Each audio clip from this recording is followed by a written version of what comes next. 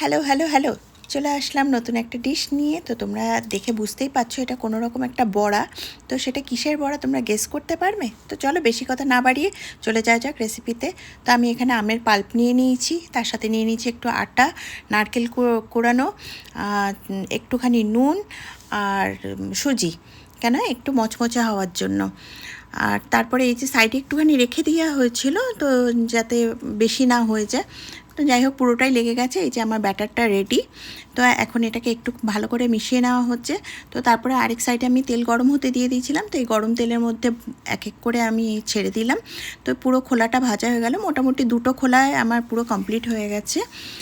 তো এই যে ভেজে ভেজে আমি তুলছি, জাস্ট কালারটা দেখো, মানে বড়ার যে কালারটা এসছে, তো খুবই সুন্দর লাগছিল। আমের পকোড়ি, আমের বড়া, অ্যাকচুয়ালি আমাদের শুদ্ধ ভাষা আমের বড়া। খারাপ না কিন্তু, তাহলে ট্রাই করতে বলা যাবে? ঠিক আছে, তাহলে ভিউয়ার্সদের কাছে অনুরোধ রইল এটা করে খাওয়ার জন্য। তাই তো, আমাকে দিচ্ছ, খেয়ে নি একটা। টেস্ট আছে।